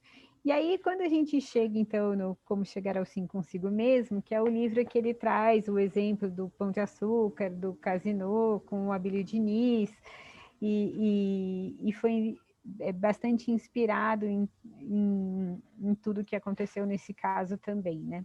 Aí ele traz 3 pontos. Primeiro, ele fala que esse sim interior, né, esse sim consigo mesmo, ele vai primeiro olhar para si mesmo, depois olhar para a vida com um olhar mais amplo, a amplitude, quem olha por meio da constelação vai entender bem o que é isso, um olhar mais amplo, e depois, para depois você poder chegar no sim com os outros. Então, é uma imagem circular que eles trazem, né? O sim para si mesmo, o sim para a vida e o sim para os outros. Então, é nessa sequência que ele trabalha. E aí, quando eu vou falar do sim para a vida, desculpa, no sim para você mesmo, né? Olhando para dentro de si, ele vai falar: coloque-se no seu lugar. Então, qual é o seu lugar nesse contexto? E aí ele faz um trajeto que é do auto-julgamento ao autoconhecimento. Então, a nossa primeira reação é julgar o outro. E eu julgo o outro muitas vezes porque eu não estou encontrando o meu lugar ali naquele contexto. Então, eu preciso, de alguma forma, olhar de um jeito mais profundo para sair dessa posição de julgar e de responsabilizar o outro, né? Então, aqui é a grande sacada dele, conseguir compreender o seu primeiro adversário. E qual é o primeiro adversário de uma negociação, segundo ele, nessa conclusão? Nós mesmos. Então, conseguir compreender a si próprio e deixar de ser o seu próprio adversário para colaborar consigo próprio. Então, essa é a ideia aqui, né? É sair dessa armadilha do julgamento e de atribuir a responsabilidade aos outros. E aí ele vai para o Bhatna. Desenvolva o seu Bhatna. Então, de novo, a ideia do Bhatna, né? Melhore o seu Bhatna, aperfeiçoe o seu Bhatna, para sair da culpa e ir para a responsabilidade. Então, ao invés de ir pela lógica do julgamento e pela culpabilização de terceiros, eu assumo a minha responsabilidade pela resolução daquele conflito e também por ele ter acontecido, né? Então, eu, de alguma forma, sai um pouco daquele padrão de ataque e contra-ataque e vou criando aqui, né, desenvolvendo uma outra estratégia. Aí depois, reenquadre o seu panorama. E aqui é onde ele propõe para sair da hostilidade e ir para a cordialidade. Então, reenquadre o seu panorama. Esse é o momento em que começa o sim para a vida. Então, aqui a ideia é ter uma visão mais ampla de todo o cenário. E olhar para a vida dizendo sim à vida. Então, sair da lógica da hostilidade, de achar que a vida é sua inimiga e olhar para a vida como algo amistoso. Então, você sai daquela lógica de, para mim, tudo dá errado, isso sempre acontece comigo, o mundo é malvado, as pessoas nascem más e tal, para olhar para o mundo como um lugar onde você está e é acolhido. E que é o lugar onde você sobrevive. Então, você olhar para o mundo do jeito que ele é, aquela imagem lá início, e reconhecer o que acontece no mundo, é uma das formas de você conseguir olhar para o mundo de forma mais ampla e dizer sim a tudo que aconteceu, e a partir daí poder abrir para outras possibilidades. E aí, o segundo passo do sim para a vida é se manter no presente, porque senão a gente fica na resistência. Então, a proposta aqui é sair da resistência e ir para a aceitação. Porque quando eu fico, quando eu fico preso no passado, eu não consigo sair dessa lógica da hostilidade e da culpabilidade. Aí eu venho para o presente, muitas vezes a gente faz aquele movimento de ir para o futuro e esquece do presente. A gente fica na visão prospectiva. Só que o futuro pode ser logo em seguida, né? E aí o futuro é dali 10 minutos, daqui 2 minutos, o futuro não precisa ser dali 1 ano. Então, o que ele fala é confie no futuro, ao invés de ter medo do futuro. Porque se a gente tem medo do futuro, a gente não consegue dar o passo. Então, fique firme no presente, e aqui o presente também no sentido de estar presente com tudo que é necessário para ter essa abertura de escutar o outro e etc. Então, um presente em todos os sentidos, né? E porque as coisas se resolvem no aqui e agora. As coisas, a gente não pode tomar uma decisão lá para frente, a gente tem que tomar a decisão hoje. Não adianta a gente querer resolver o que aconteceu no passado, porque não dá para mudar. Não adianta a gente sonhar com o futuro e querer acordar algo lá para frente, porque a gente não sabe como é que vai estar, nós não temos controle. Então, a ideia é o que é possível fazer hoje. Então, trabalhar com esse estado, né? E aí, depois disso, que você já conseguiu falar sim para si, já conseguiu falar sim para a vida, aí você pode falar o sim para os outros. E aí começa com a parte do respeito, que aqui nesse livro fica muito forte, muito evidente. Então, como é que eu posso respeitar os outros? E aqui ele trabalha com a lógica da exclusão e da inclusão. Então, ele traz uma das maiores formas de desrespeito é excluindo o outro da decisão, excluindo o outro do contexto, excluindo o outro até do benefício que aquele acordo vai ter. Então, se eu quero ganhar tudo para mim e excluir o outro de receber algo, eu vou gerar aí uma falta de confiança e vou tratar o outro como indigno de ter algo, e isso vai gerar um efeito de rejeição. Então, ao invés de excluir o outro, traga o outro para a solução, que é uma das formas de fazer a ponte dourada, né? Se aproxime do outro. E aí, por fim, ele entra no equilíbrio entre o dar e o receber, que para quem gosta de family styling, constelação, isso faz bastante sentido. E aqui é onde ele fala, vamos sair da lógica do ganha-perde para entrar na lógica do ganha-ganha-ganha. Então, o ganha no sentido do interesse do meu próprio interesse, o outro ganha no interesse do outro, e o terceiro ganha no sentido do contexto, da comunidade, daquela visão mais ampla. Por isso que ele fala, reenquadre seu panorama, olhe de forma mais ampla, não fique só na relação com o outro, olhe todo esse entorno onde isso se desenvolve, onde essa solução se desenvolve, onde, enfim. Então, aqui é o momento onde ele fala desse equilíbrio das trocas, né? Desse equilíbrio das relações. Como é que a gente pode, nesta situação de chegar a um acordo, criar um acordo que tenha um equilíbrio que faça sentido para aquelas pessoas. E que todos possam sair ganhando, não só os dois, mas todo o contexto e toda a comunidade. Então, com isso, nós encerramos o quarteto de livros do William Ury, de forma panorâmica. Não sei se alguém gostaria de fazer algum comentário, ou se existe alguma pergunta. Estamos aqui disponíveis, ainda temos um tempinho aqui para a gente conversar.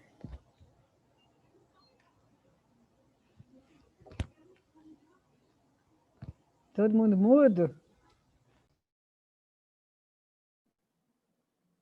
Pronto, voltei. Eu acho que, assim, quando a gente começa a ver o link desses livros, com o link dos livros de mediação mais atuais, e mesmo com os livros que a gente começa a ler dos nossos queridos colaborativos, né? Então, a Nancy Cameron, o Stu Webb, o pessoal mesmo da área de psi, que tem livros também de transferência, contra-transferência, toda essa questão de como é que se desenvolve a relação do paciente, no caso dos psis, paciente e psi, no caso dos advogados cliente e advogado, a gente percebe que cada um desses princípios colocados aqui nesses livros são tão ricos.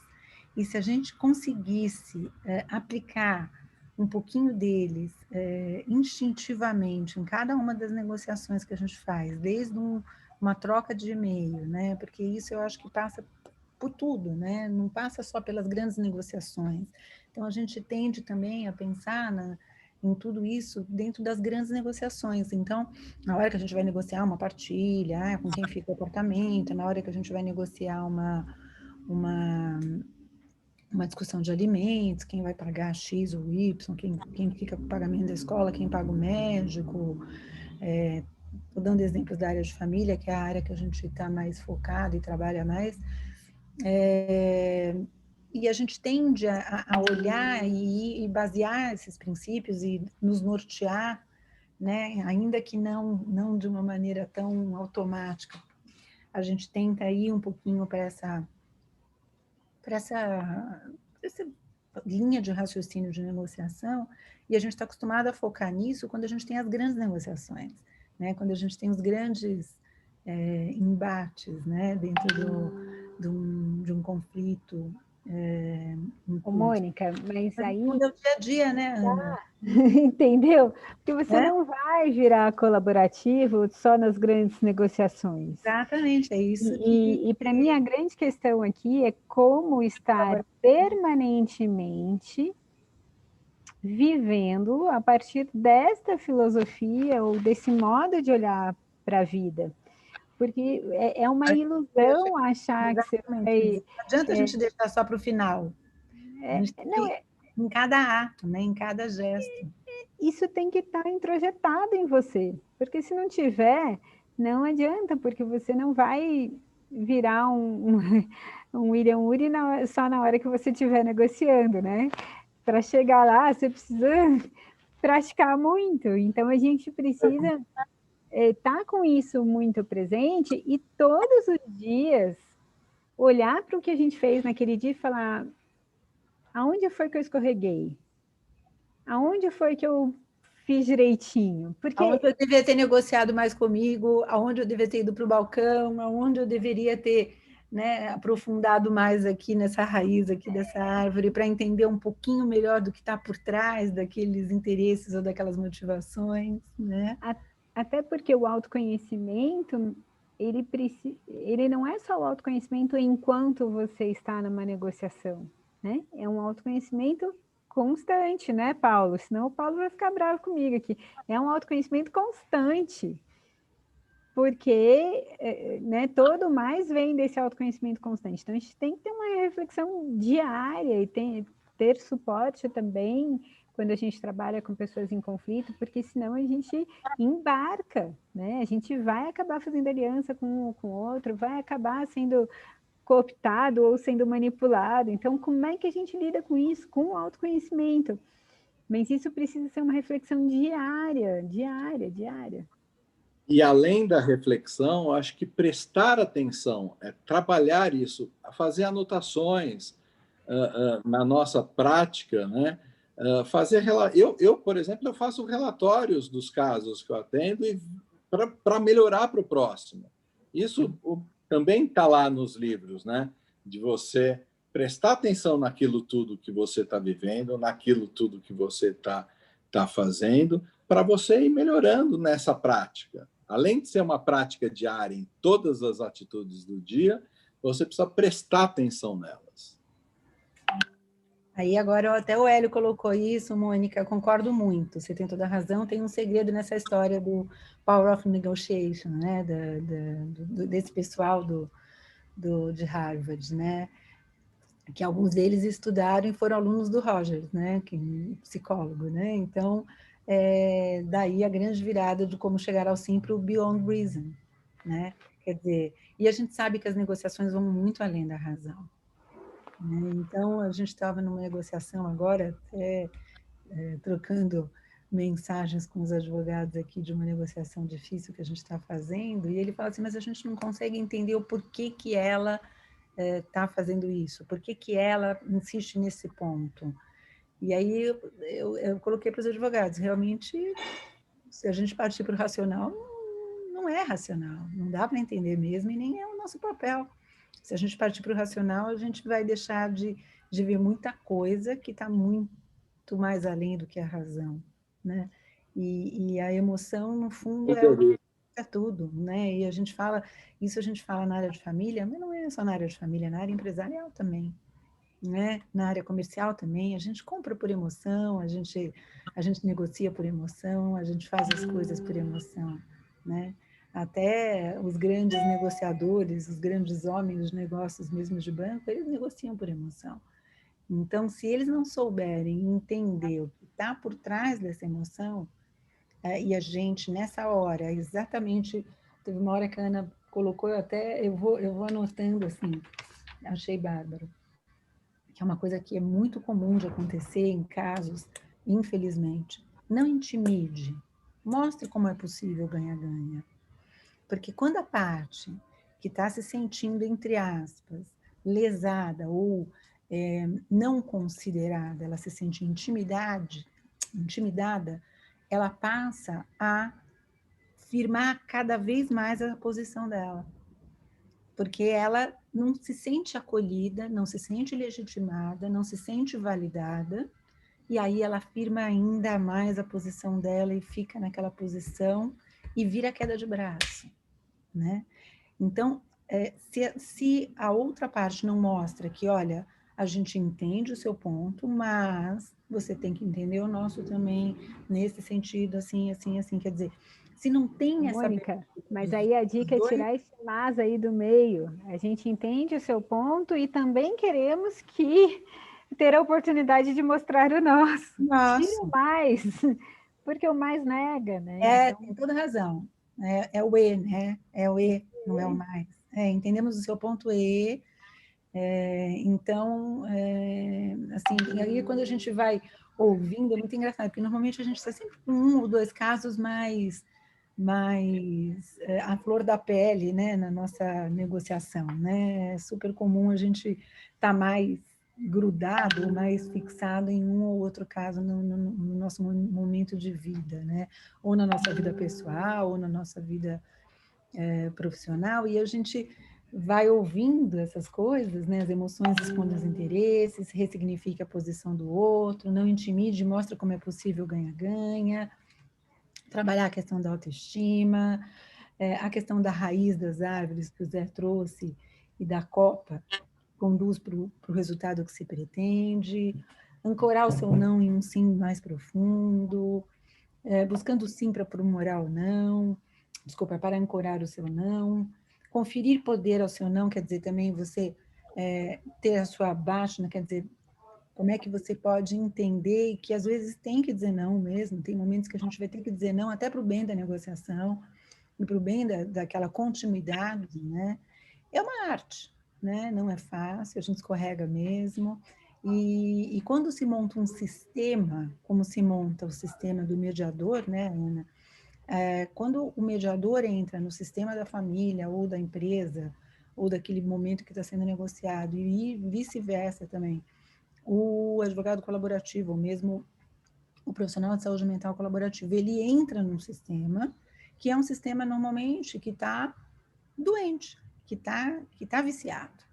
E aí a gente tem que tomar muito cuidado para não entrar naquele sistema viciado, porque tudo acaba formando um sistema. Então, essas negociações também têm que ser com a gente mesmo, com os nossos parceiros, com a nossa equipe, com os clientes, com o outro cliente. E nesse ponto, eu acho que é muito rico o trabalho das práticas, como o trabalho da mediação, você poder olhar para esse sistema e a equipe se ajudar e na ausência de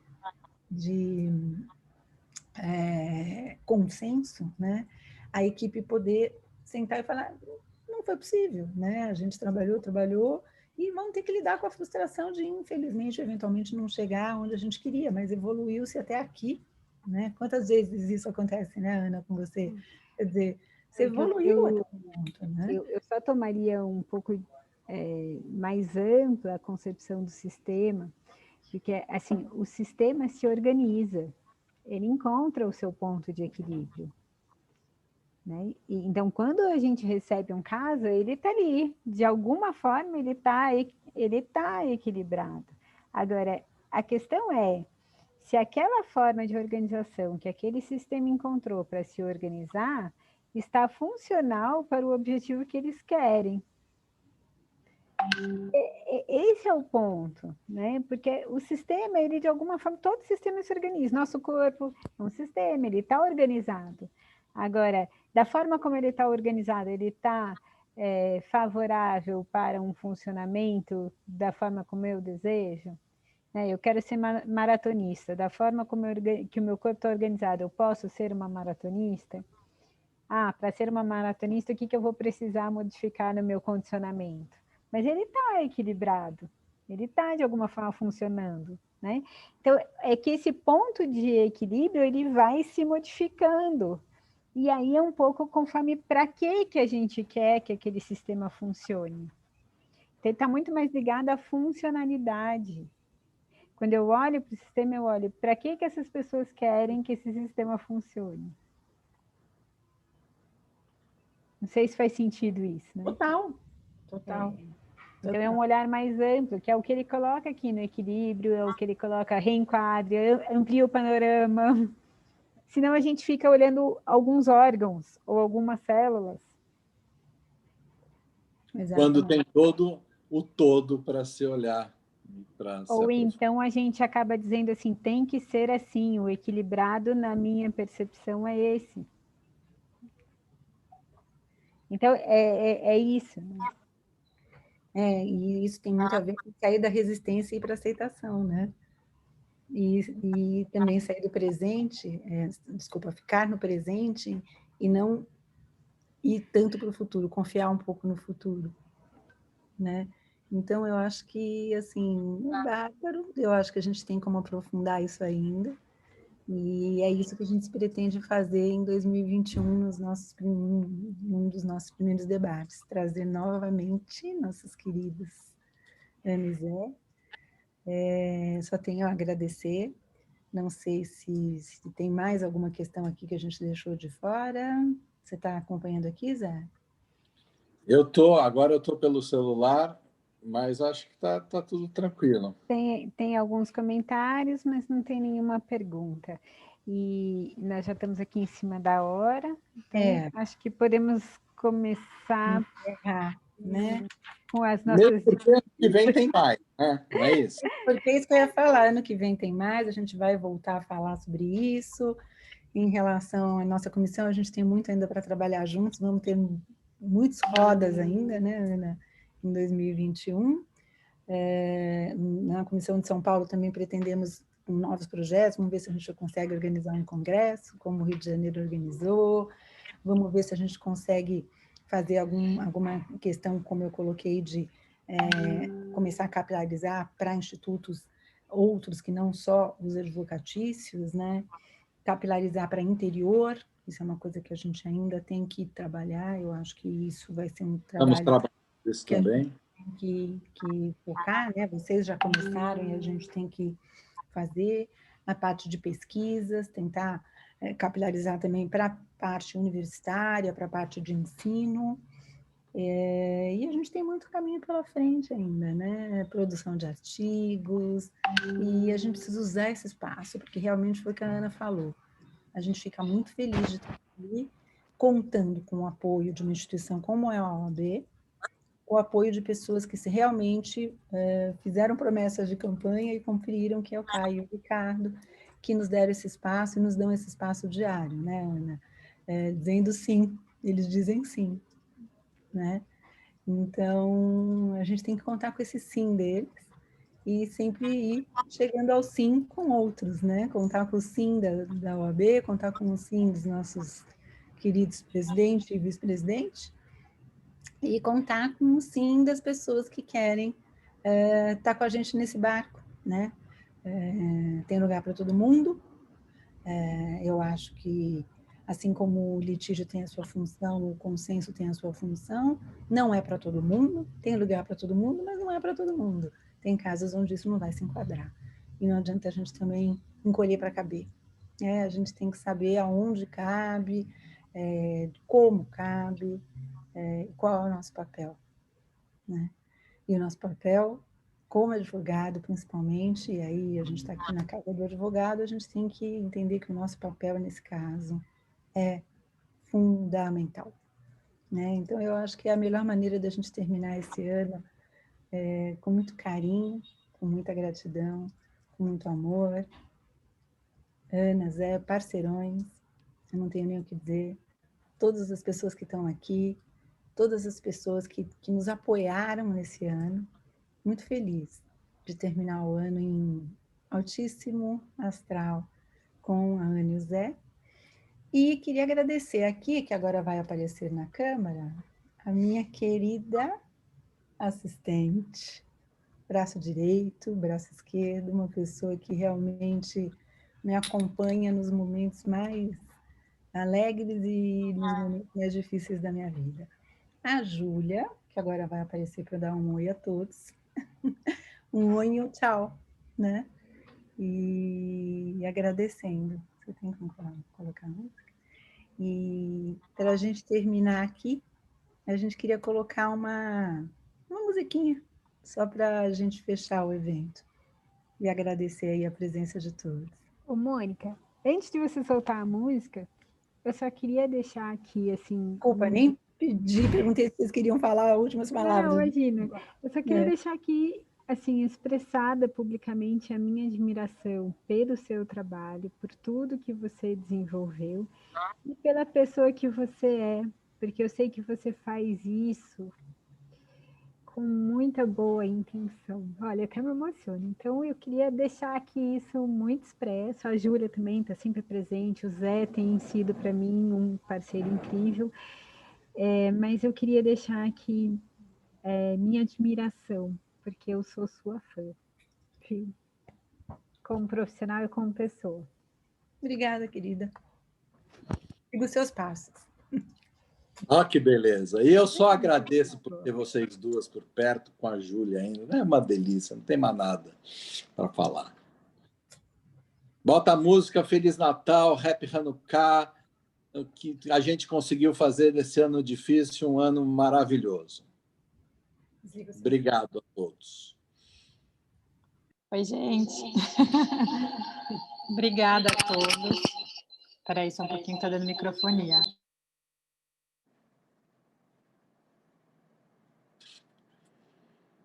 Oi, agora sim.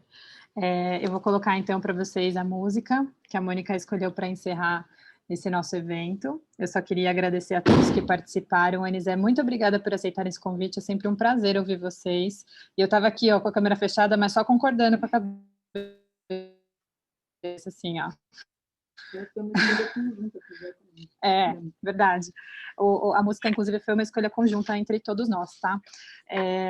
Que ela reflete o que estamos fazendo até aqui. Só um minutinho que eu vou compartilhar com vocês.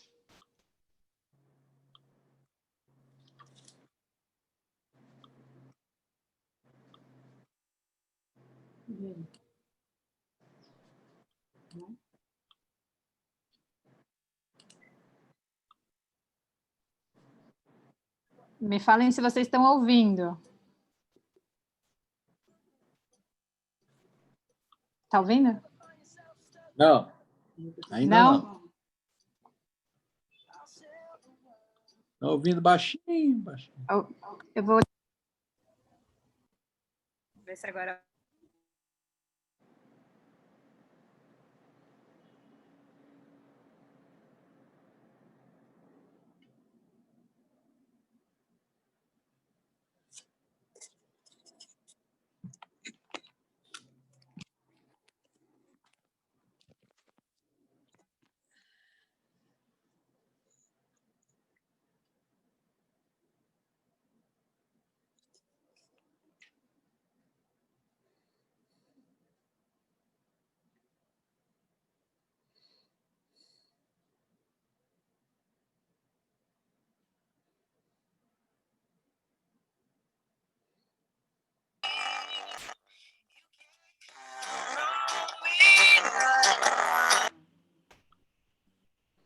Gente, eu caí. Eu não sei o que aconteceu. Vocês não viram nada, é isso?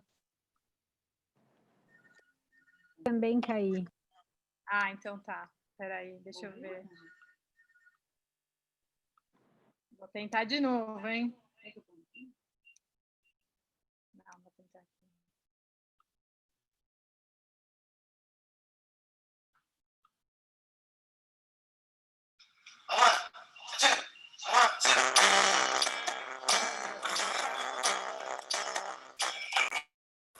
Stuck in the middle of the sea. I'll sail the world to find you. If you ever find yourself lost in the dark and you can't see, I'll be the light to guide you. Find out where we are called to help our friends in need. We run 2, 3, I'll be there. And when I need it, I can count on you.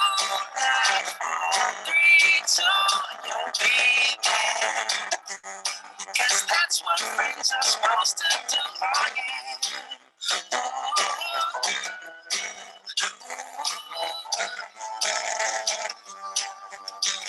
Oh, if you're tossing and you're turning and you just can't fall asleep, I'll sing a song beside you.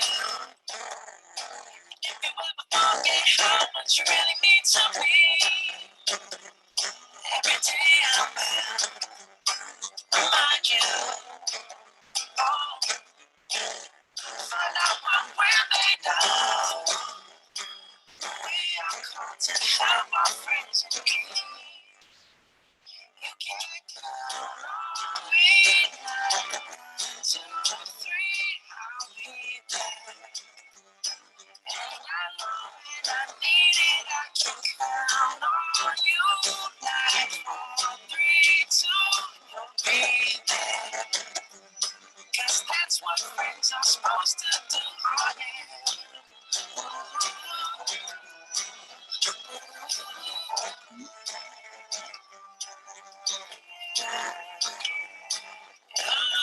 Always have my shoulder when you cry.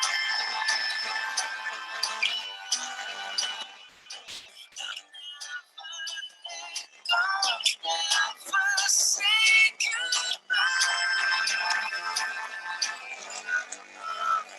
Can't count on me now. 2, 3, when I need it, I can count on you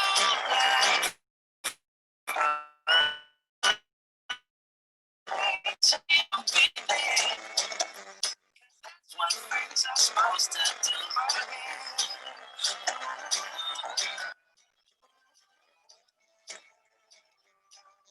Count on me 'cause I can count on you.